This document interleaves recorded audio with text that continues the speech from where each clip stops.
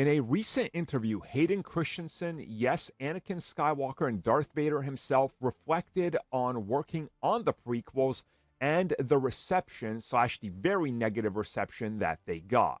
And he has an interesting take on why he thinks critics hated it.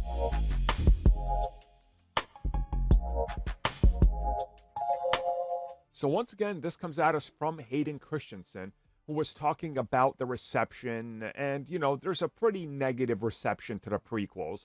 Now, sure, it's not as negative because us people that grew up on the prequels, who were made fun of the entire time, just like the sequel fans and people growing up on the sequels now are, we now are the age where we're like, yeah, we like it. So we've kind of taken over, right? It's a generational thing. And certainly, if you go back and look at it, the prequels were very hated. If you told anybody you liked them, that was older, they just looked at you like you were an idiot. And that was just sort of something that happened. It was a very toxic Star Wars fan base, still is.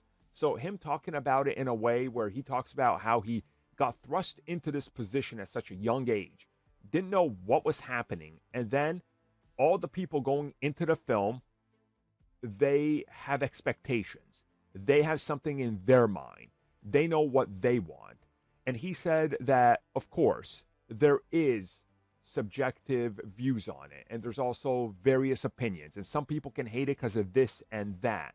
But he also says that a lot of negativity came because some people were refusing to suspend disbelief, and there was a whole element of that, and that some people were questioning everything.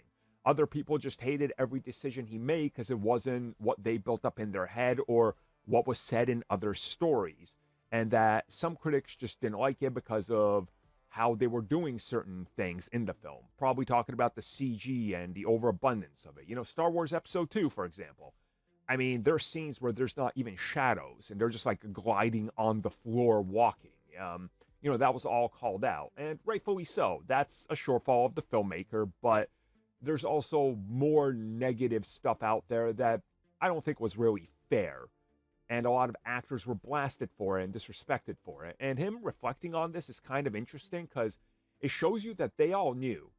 And unfortunately, that's just kind of how things ended up. And he does say that he hopes that this can, go in a different way with the Star Wars fan base. But let's be real, it's not going to.